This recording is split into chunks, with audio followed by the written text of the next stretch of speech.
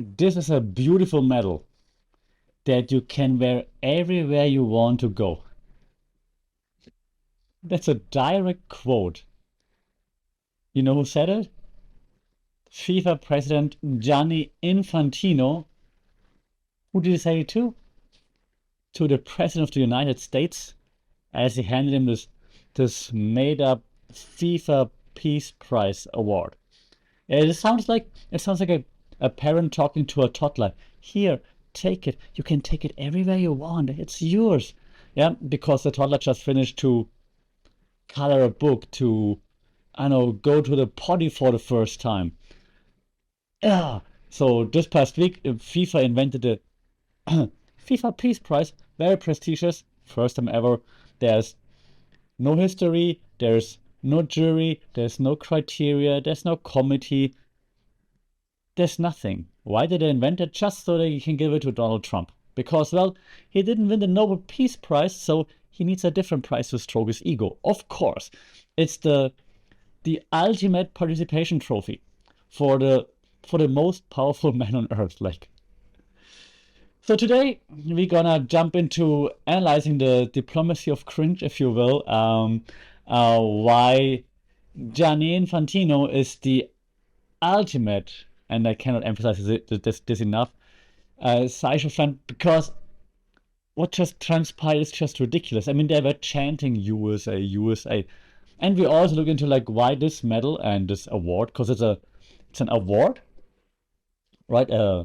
Like a cup and a medal. And so we also look into like why this is the perfect symbol for 2025 to go out on an event, on a display like this. Yeah, shiny gold and completely meaningless.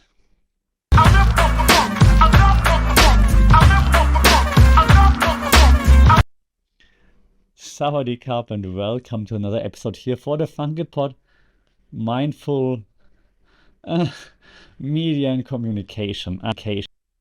And as always, here, while even my mic is giving up already, as always, I'm trying to break down which media and communication theories apply here. And as always, I bring you 3 theories, and after those theories, I'll add a few of my thoughts to it as well. Okay.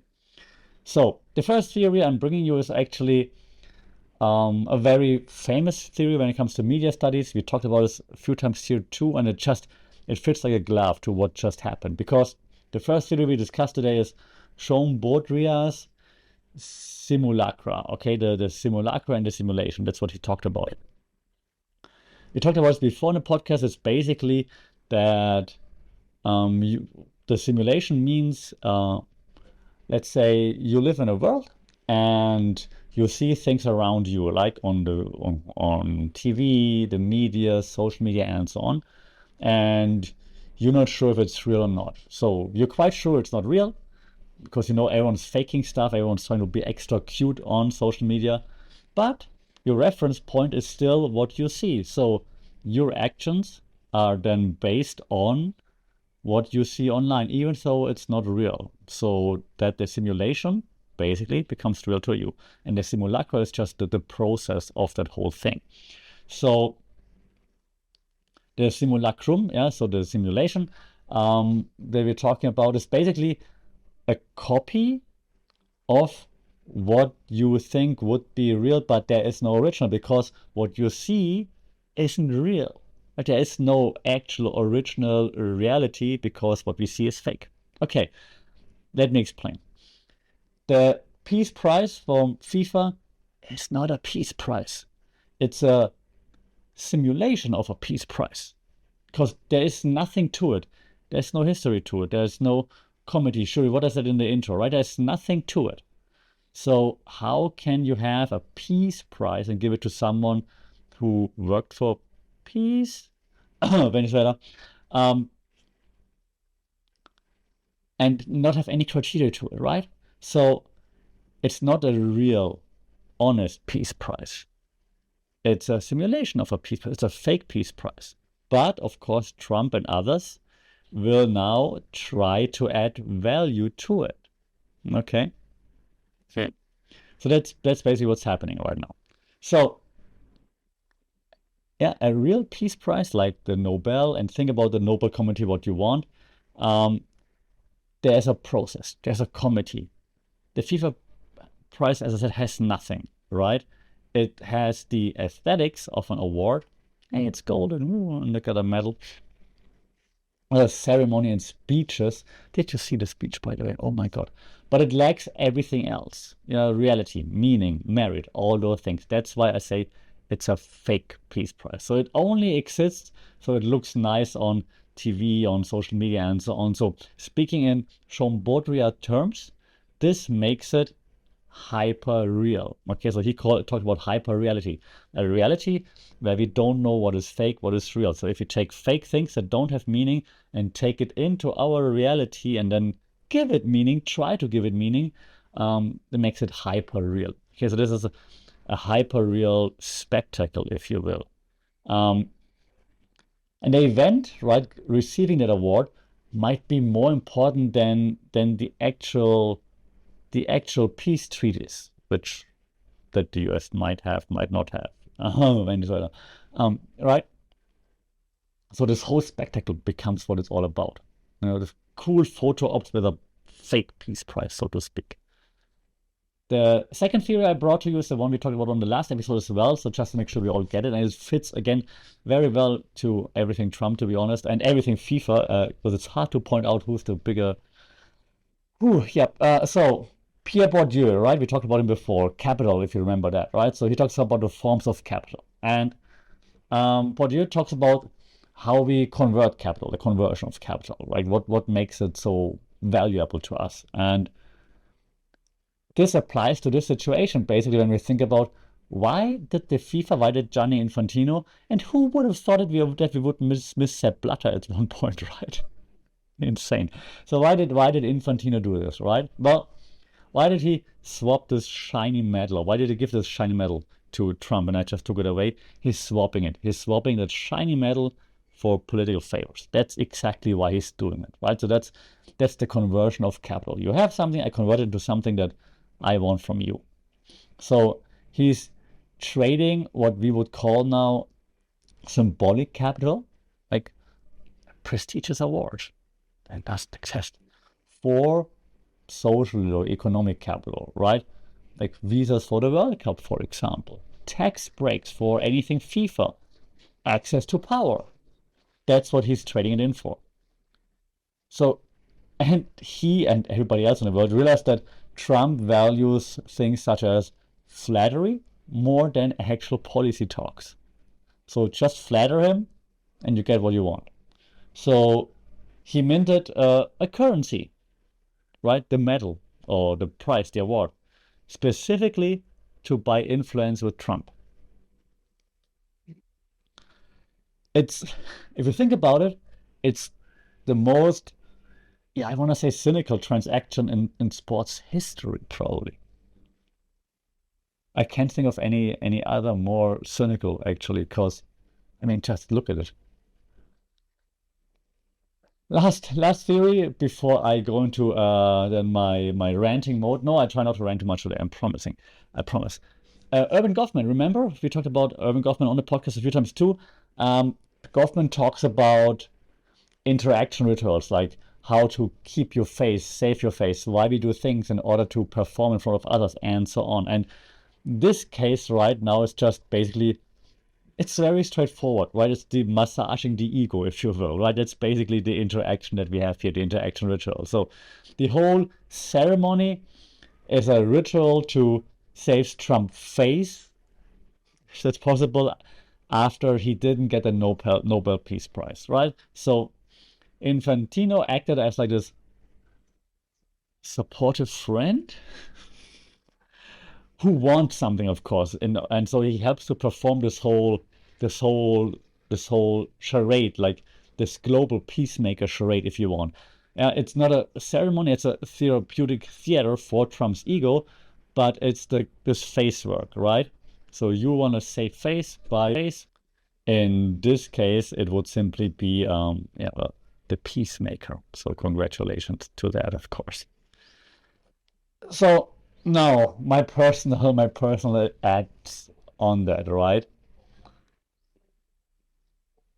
And I don't know where to start. I mean, because there's just so many things I want to talk about. I try to stick to a few. Okay, I picked out some highlights from my point of view. So first, that line in the beginning, you can wear it anywhere or everywhere you walk. Like talking to a toddler, it's fantastic. But it's a very specific phrasing by Gianni Infantino, right? Because you can see that Infantino kind of like infantilizes Trump in this case. Yeah, you tell a child like, hey, you can wear your Batman cape everywhere you want. It's yours. You don't tell a world leader that they can wear whatever they want, anywhere, everywhere they want. And it might be an accident. He didn't want to talk down to Trump, but it did reveal how Infantino knows that it's just like a costume, that it's just a made up prize, that it's just a fake thing that you can take it everywhere you want. It's not a serious honor. If someone gives you like the Nobel Prize or whatever, something that means something, you're not saying you can take it everywhere you want, right? So it shows completely what Infantino, the FIFA, thinks about this prize. They know what it is. They know why they made it up. And this quick slip of how he actually then talked to the president really showed us what he slash the FIFA thinks about it, which is hilarious. And they think about everything, but they didn't think about how to actually talk about it. Also, this leads me to like, why did they do that? It's like, I would say that's the Nobel envy, right? They're envious of the Nobel Peace Prize. And so there's a theory also in communication called the mimetic desire, which means like Trump wanted a Nobel, didn't get it, so he gets the FIFA prize instead.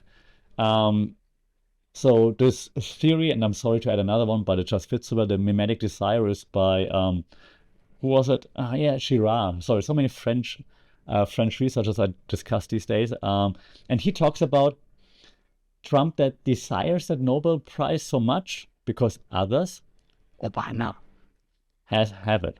So didn't get it. So FIFA provided like a substitute peace prize, if you want. So a substitute object to satisfy that desire that Trump had. So it's like buying your kid a a, a thorny Sony PlayStation because you couldn't afford a Sony PlayStation, if you get what I mean. Okay. And now putting that whole thing into context, right? So 2026, the World Cup in the US, right? I mean, that's why this whole thing happened. So what just, this whole prize thing was not a coincidence, obviously, and they drew the World Cup stages, the groups, right, when they did it. And the FIFA knows exactly what they're doing. I mean, Infantino doesn't know like how to talk, but besides that, they know exactly what they're doing. So it's not just funny; it's like very strategic. The FIFA needs the U.S. government to play ball. Visas, security, tax, infrastructure, all those things. So Infantino is like kind of like prepaying, if you will, the bribe. Yeah, he isn't awarding a peacemaker, he's kind of like tipping the doorman. Yeah. And we've seen it a lot, like it's like, oh, Donald Trump is awesome, they're chanting USA, USA. So and he had got Donald Trump to a point where Donald Trump said, yeah, this football, soccer, is the actual football, and the NFL should have a different name for it because they're buttering him up so much that he's actually now a soccer football person. Hilarious to see how it all unfolds on such a big stage. It's something that you would do with your toddler, and it happens on the biggest stage of them all, which is just crazy. Um, my takeaway from this, right? Because let me check, it's almost 15 minutes of me now explaining this, and I think that's already 15 minutes too much because it's Trump and the FIFA, so they all gonna meet down there again anyways at some point. Um, but it's just insane to see how the mightiest man in the world, most powerful man in the world, when it comes to politics, right? And the biggest sports. I don't even think that sports is still the biggest part of it for FIFA, to be honest. But this biggest sports governing body come together, just dancing in front of our eyes, like buttering each other up, basically bribing FIFA, basically bribing Trump. Allegedly, no, didn't bribe, but you see what's happening, right? What this award is about. But you can also bet right now that within like a few weeks, after all of us talking about saying no, they're bribing Trump, they're buttering him up, Trump is gonna drop a hammer on FIFA at some point about something like, oh, they're not getting any tax breaks, and then afterwards he's gonna like open the door for them again. Bet on it, gonna happen. Okay, because first then he wants to appear tough again, and then afterwards it's gonna be like, oh, they're nice people, they agree to whatever I wanted, and so now we can work with them. Gonna happen. 1000%. You know it, I know it, we all know it. Let me know what you think about this whole FIFA Peace Prize charade. Did you like the show? What do you think about the World Cup groups, by the way? As I'm German, we're playing Curaçao, we're playing, I forgot already. Apologies for that. Have to check again. Anyways, what do you think about the group stages? Are you excited for the tournament? I gotta be honest, just because I'm not the biggest fan of events in the US anymore. I used to be a huge fan when I was a kid and a teenager. All changed. We all know why, probably. But let me know your thoughts. As always, hit that subscribe button. It would be really helpful to reach a wider audience. We have kind of bigger discussions. Like, share, all those things would be fantastic. Catch me on socials as well at FunkedPod. Until then, stay safe, take care. It's called football, and we talk soon. Sawadee krap.